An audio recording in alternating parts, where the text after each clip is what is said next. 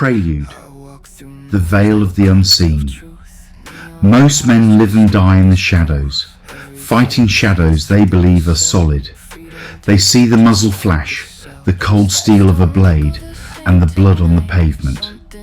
They believe the war is won or lost in the grit of the physical world, by the flesh and blood that bleeds and breaks. But the Loneshot knows better. He knows that every murderer has a master, and every evil act is a puppet's dance on a string pulled from the dark. To end the cycle, he cannot just strike at the puppet. He must hunt the puppeteers. He must look past the horizon of the visible and gear up for a war that began before time and ends in the high places of the spirit. Before the final shot is fired, we must first see the world as it truly is. A battlefield of ancient powers, where the armour is made of truth and the reinforcements are forged in fire. The scriptural foundation, the reality of the enemy. For we wrestle not against flesh and blood, but against principalities, against powers, against the rulers of the darkness of this world, against spiritual wickedness in high places. Ephesians 6:12, KJV. The tactical preparation. Wherefore take unto you the whole armour of God. Stand therefore, having your loins girt about with truth, and having on the breastplate of righteousness, and your feet shod with the preparation of the gospel of peace. Above all, taking the shield of faith, and the helmet of salvation, and the sword of the Spirit. Ephesians 6:13-17, KJ5. The unseen reinforcement.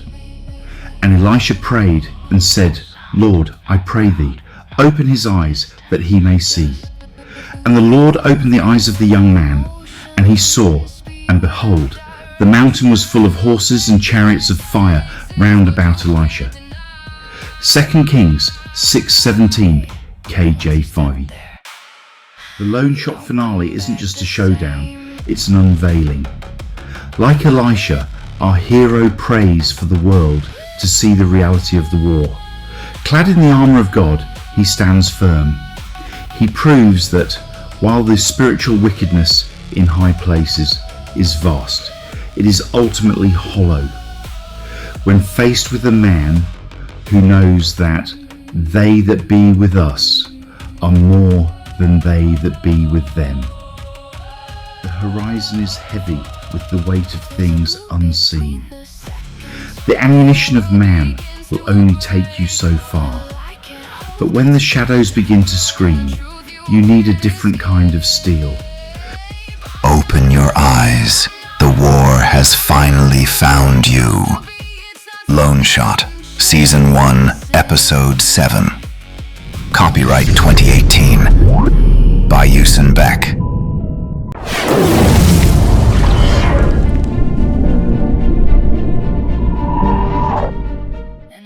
Section 1. Japanese Recruitment. The duel begins. Across the volcanic ridges of Sakurajima, the wind does not whisper, it cuts.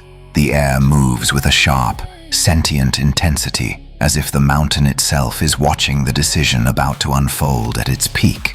In the blazing morning sun, Gavina stands grounded, her blade steady and her breath measured. She does not lack fire, but she has mastered it.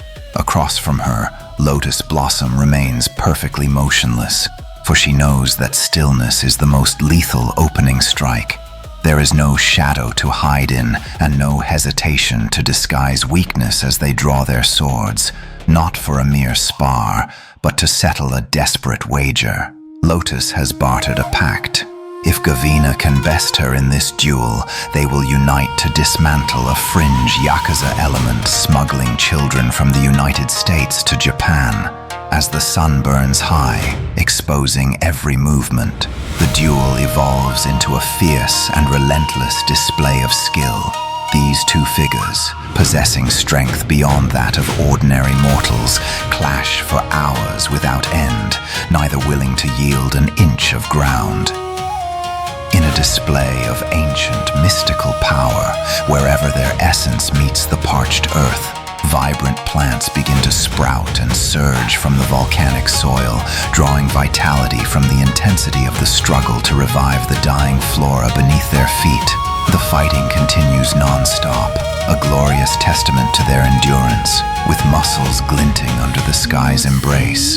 Amidst this surge of new life and the sound of steel, their blades move with a rhythmic grace, poetically playing the melody of a haiku forgotten by almost every other warrior.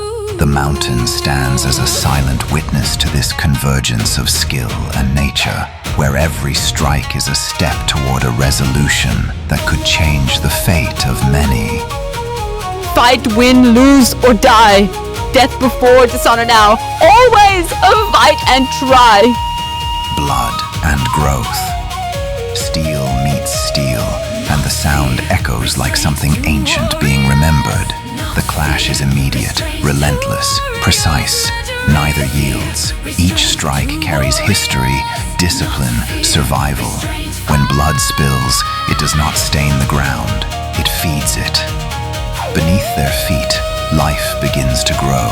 Small green shoots forcing their way through cracked volcanic earth, drinking from what was meant to destroy. This is no ordinary battle. This is life and death rewriting each other in real time. Endless duel. Minutes stretch into hours, and hours lose meaning. Sweat drips, muscles burn, but neither woman steps back. The fight becomes rhythm. Strike, deflect, shift, breathe. The blades begin to sing, not with sound, but with motion, carving poetry into the air. And somewhere within that rhythm, something ancient rises, a warrior's creed carried across time. To live by the steel or under the sky. My blood is not a rust, but a seed. If the earth drinks my life to find its own, then let the flowers bloom red and heavy. Yeah. Section 2. Detroit Meeting. Lights. We've known him since 2300 BC, Glass reflections. and I have known you. It's not the power, it's the control. You appear and leave at will. Control is not given, it is defined. Charge vanishes. The room still hums with presence, but he is gone. No door opened, no light shifted. Charge simply isn't there anymore. Addy leans back, shaking her head with a mix of irritation and disbelief. Nile doesn't even look surprised. That's the worst part. This has happened before, too many times. Did Charge just vaporize in the air, Nile? Yup, Addy, he did. I hate it when he does that mess. He just pulled a B-man and ghosted us. Do you realize that we have known Charge for so long, since 2300 BC, and still have no idea who he really is? To make matters worse, he just comes and goes as he pleases. The scariest thing is that he can nullify all of our powers. He speaks with authority, he can create superhumans, and most importantly, he can shut down the devil himself. Doesn't this bring up lots of questions? Yes, but these are probably questions better asked at a better time. The weight of charge. We've known him since 2300 BC. Nile says quietly, and the room shifts, not in sound, in weight, because that sentence isn't dramatic, it's factual, and facts like that don't settle easily. Addy exhales slowly, frustrated. Power isn't what unsettles them, it's control. Charge doesn't just have it, he defines it. He appears when he wants, leaves when he wants, and worse, he can take everything from them if he chooses. And reinforce every time we agree. Then why it feel like it's stronger than me? cause you taught it how strong it should be. So stopping it ain't force. No. Yeah. Section 3, DC Chase. You ever step into something and realize it was always there? Not fast, just unseen. You can't follow where I'm going. I don't have a choice. Then step into the blue. What is this place? A space between moments. You shouldn't be here. DC Chase, the blue zone. It doesn't happen with a flash. It doesn't tear open like a portal. There is no warning, only a shift.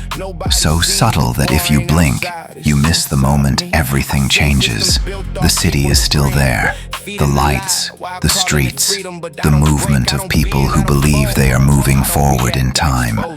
But something begins to stretch, not visibly, not immediately, but in the way sound lags, just slightly behind motion. Footsteps echo a fraction too late. Wind drags, as if it's resisting something unseen. And then the blue arrives, not as color, not as light, but as a presence that replaces everything else. It seeps in between seconds, fills the space between cause and effect. A deep, impossible blue, not bright, not glowing, but alive with pressure. Loneshot feels it before he sees it. His breath doesn't come out the same. It hangs, suspended, as if the air itself has forgotten how to move. And then he steps through. The city doesn't disappear. It dissolves. Buildings stretch into lines of motion. People freeze mid-step, eyes open, mouths mid-word, trapped between moments that never finish. This is not speed. This is not time travel. This is separation from time. Inside the blue, movement isn't faster. It's freer, unrestricted, unbound by sequence. Two figures run, not across ground, but across layers of reality. Each step doesn't land. It chooses where to land. Distance collapses, sound disappears, and the only thing left is intention. Fuji moves like he belongs here, not reacting, not adjusting, but navigating, as if he has walked this space before. Loneshot follows, but he feels the difference. Every step resists him, not physically, but internally, because this place doesn't just respond to movement, it responds to agreement. If you hesitate, you slow. If you doubt, you fragment. If you lose focus, you fall out of alignment. And the blue rejects you. A flicker, and the world snaps partially back. A car passes through Loneshot, not hitting him, but phasing through him like memory brushing against flesh, then gone again. The blue deepens. Time isn't broken here, it's exposed. Every possible path exists at once. Every decision branches outward, visible, tangible, like threads waiting to be chosen. And for the first time, Loneshot understands something he was never meant to see. Time was never moving. He was, and now he's outside of it. Fuji slows, just enough not to stop, but to let Loneshot catch up. Without looking back, he speaks, his voice not carried by air, but placed directly into awareness. This isn't speed. A pause, not in time, but in meaning. This is where time can't hold you. Loneshot looks around, really looks, and what he sees isn't power, it's danger. Because in a place where time doesn't control you, something else has to. And if you don't know what that is, you're already lost. The blue begins to thin, Reality starts stitching itself back together. Sound returns, gravity reasserts itself, the illusion of sequence resumes, and just like that, they're back. Same street, same city, same world, but nothing feels the same anymore, because now Loneshot knows there are places where reality doesn't protect you, only truth does. Traffic blurs, lights smear across wet pavement. The city moves, but Fuji moves faster. The shadow boss doesn't run. He glides, slipping between moments, stepping into the blue, a space that is not distance, but displacement. Fuji follows without hesitation. The world stretches, warps, then snaps back. Traffic is busy as the nightlife is flared up, while cars go to and from the streets are busy as ever. He follows the shadow boss through the streets, running through the cars as the boss laughs, and both go into the blue as the chase continues. The blue is a spiritual pursuit and transportation ability that these individuals can use to move and escape. Only certain ones have the ability to use such a device for traveling fast and paranormally. Eventually, the shadow boss jutes out of the blue and puffs into another zone of demarcation. This leads Fuji to a highly secretive airport in Washington, D.C. The air smells wrong. Jet fuel and sulfur. Heat and cold fighting on my skin. The airport's alive, but no one sees it. Not because it's invisible, because no one thinks to look. That's the problem. Not secrecy. Ignorance. The hidden airport. The air smells wrong. Jet fuel and sulfur, heat and cold colliding across Fuji's skin. The airport is alive, but hidden in plain sight. Planes, helicopters, movement everywhere, and yet no one sees it. That's the problem. Not invisibility, ignorance. Around a secret airport in D.C., the shadow boss that Fuji lost disappeared here. Gone in a puff of smoke, no one could be seen here. The scent of sulfur aromatic filled the air with jet fuel. Heat and cool air brushed across Fuji's body, making his skin crawl with bumps, as if something eerie was about the airport. A massive fleet of helicopters, airplanes, jets, and ground vehicles could be seen ready to take off, land, or go as needed. All of this was hidden and shrouded so well in plain sight. How? Fuji approaches the small, isolated shack, his heart hammering against his ribs at a frantic pace. Every step toward the structure feels like an invitation to a nightmare. As he reaches the door, he thrusts it open with a sudden, violent motion, expecting an ambush. But the only greeting is a groan from the hinges that slices through the oppressive silence. A miniature cloud of absolute shadow seems to leak from the interior, an ink-black darkness so dense it feels tactile. With his sword drawn and his anxiety peaking, Fuji cautiously enters the cramped space. He runs his hand along the rough texture of the wall until his fingers find a switch. He flicks it, and the room is instantly flooded with a light so unnaturally brilliant it momentarily blinds him, a sterile, laboratory glow that feels entirely out of place in such a weathered shack. In the center of the room sits a single, unassuming computer. The floor beneath him feels deceptively solid and secure. On a nearby clipboard, he discovers a manifest that reveals the terrifying scale of the operation. This secret airport serves as a hub for various ports, spanning from Washington and the Great Lakes to the Chesapeake Bay, Hawaii, and New York City. His eyes shift to the monitor, where a single prompt pulses on the screen. Press Enter to see flight plans today. The shack is too quiet. The setup too simple. Despite his controlled breath and ready blade, the trap is already sprung. The moment Fuji's finger strikes the key, the illusion of safety shatters.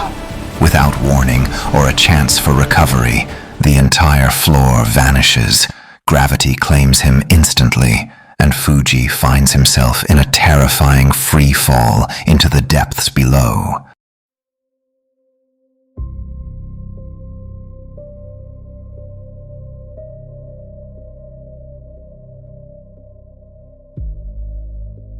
Section 4. Charge Watching. Charging up. Charge was on the lookout for helping Loneshot. This war of the immortals was crazy and difficult for mortals. However, many of the battles can be seen in combat against the night in darkest of days, yet they often happen in the light of court as well. Various agencies did help to get the innocent civilians to safer homes after the fight with Caliber, and Loneshot broke the giant crate open. Charge was at the scene and the crate was still present. It was surrounded by cops. The crate was from Portsmouth Naval Base, abandoned. It was not officially there, but someone there snuck it through the hidden pockets of the government bureaucracy. Thus the crate ended up in a place where no one would dare look.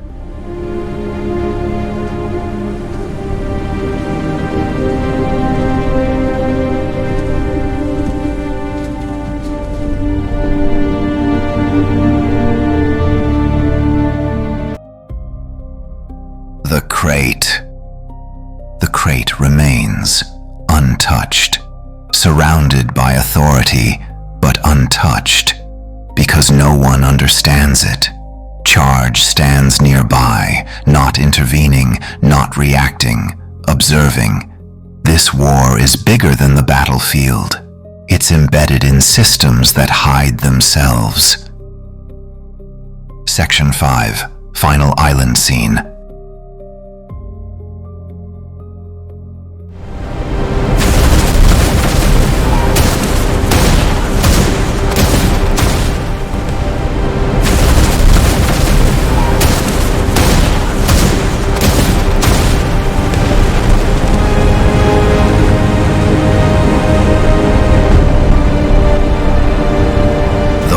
That vanished.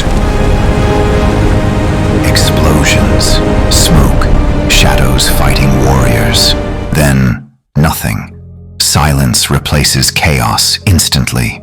No bodies, no damage, only absence. And that absence is worse than any battlefield. Abandoned Portsmouth Naval Base, Maine. Shattered windows with line the castled island in Kittery, Maine, as Loneshot and Caliber approach on a smaller boat, with the cross breeze of the Maine air ruffling through their skin and clothes as the boat rocks with the waves. Caliber spots many of the traces of crates, yet upon reaching the island, a number of warriors seem to be fighting each other. Shrapnel Tiger, Fireproof, and the Golden Knight seem to be fighting a heavy army of shadows. Loneshot sees explosions in the distance and smoke rising in the air. The closer they get to the island, the louder the noises get. While the battle continues, military helicopters start rushing to the island, and police cars are offshore, waiting, staring at the scene with bystanders. The element of surprise is definitely gone. We keep charging towards the island, unable to turn about, but the FBI helicopter begins flying, and Sarah Wallace is staring out the window as well, watching the scene. Once the island is embarked upon, no one is there at all but a military force that starts looking for the warriors fighting. Sarah Wallace finally lands and talks to Loneshot as he investigates the battle that suddenly vanished. Caliber is also upset too. No one understands what just happened here. Charge then appears to Loneshot.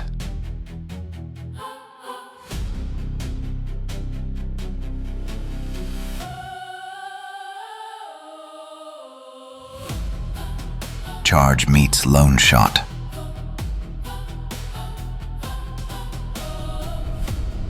Who entire universe are you?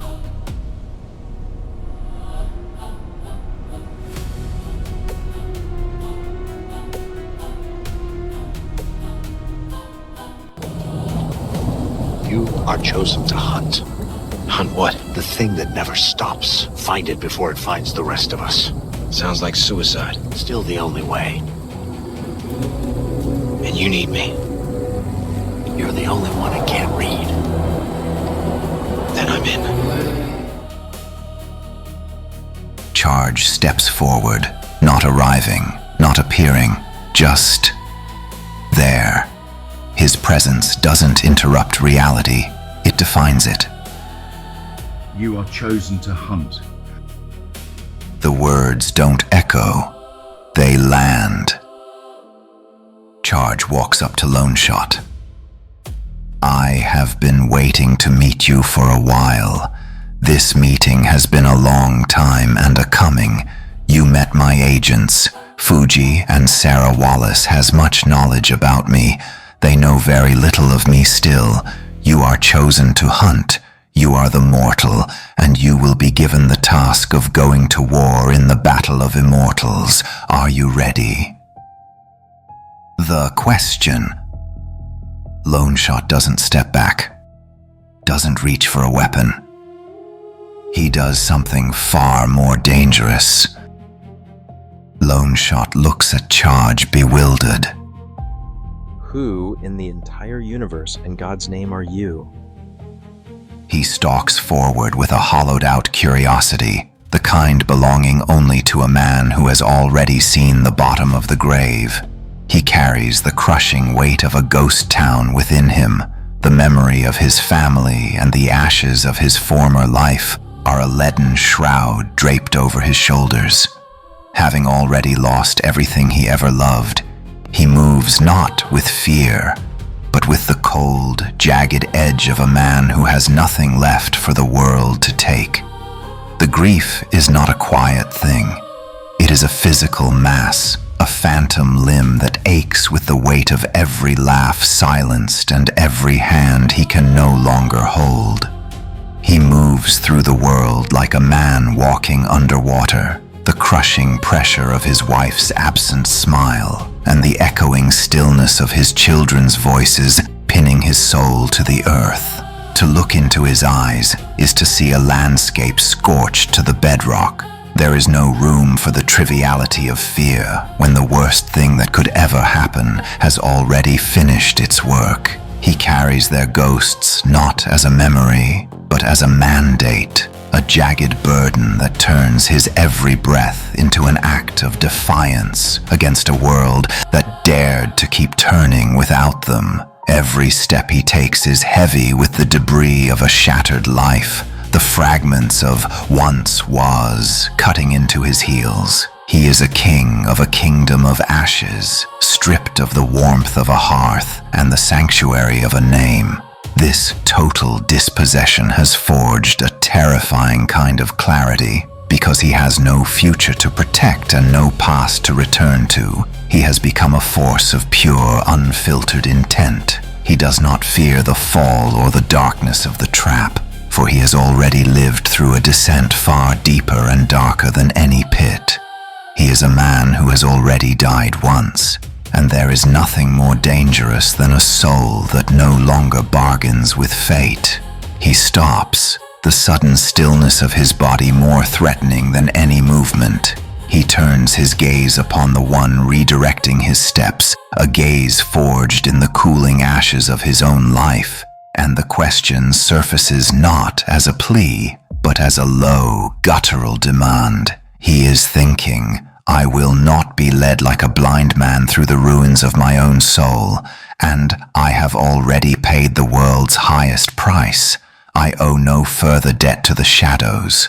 So I ask you again, with the breath of a man who has nothing left to fear, who are you to stand in the wreckage of my life and claim to know the way? Give me a name that carries the weight of this gravity, or stay silent and let the dark take us both.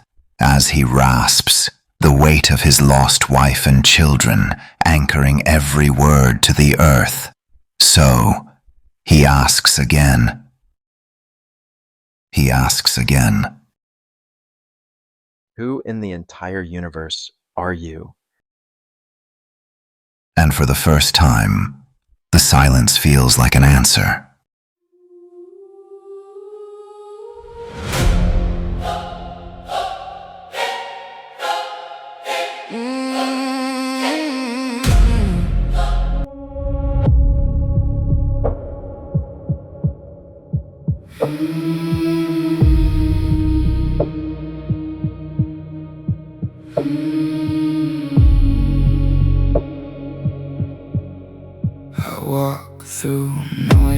clouded self-truth. Neon lies dressed up as proof. Every face We've known had him since something to 2300 sell. BC. Freedom tasted just And I like a have known cell. you. Steps don't echo the same the power, tonight. it's the Something control. shifted inside the You fight. appear and I leave didn't at will. see it. I felt Control it is not first, given. like silence It is louder defined. than the words. And I swear time bent sideways when I turned. Every move, something underneath burned. There's a blue between the seconds where the world forgets your name, where the chase becomes a question and the truth rewrites the game. I was running, I was hunting, now I don't know what I see. Is it something I'm chasing, or something chasing me? Chasing me.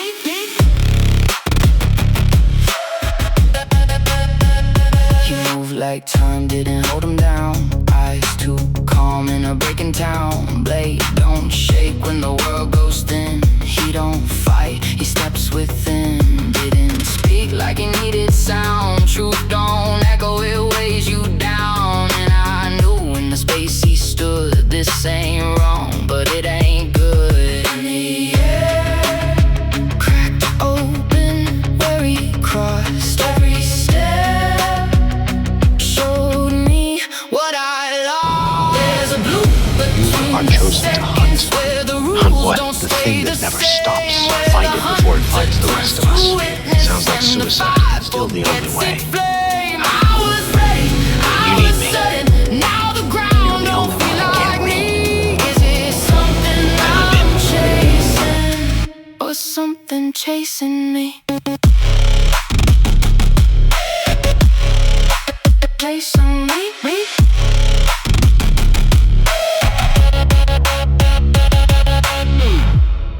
No sound, no crowd, no distance, just movement without The air smells wrong. motion. Jet fuel and sulfur. Heat and cold fighting on my skin. The airport's alive, but no one sees it. Not because it's invisible, because no one thinks to look. That's the problem. Not secrecy. Ignorance.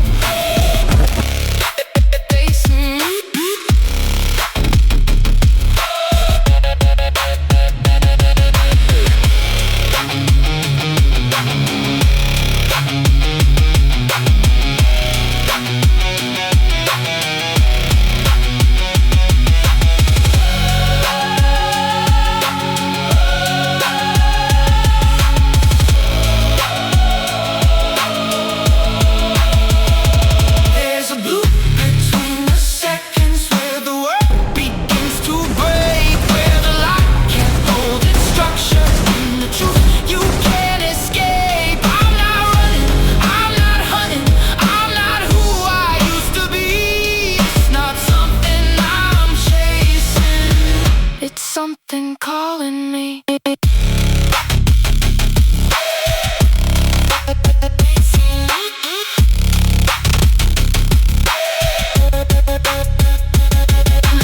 Heard it not in sound, but in the space between everything.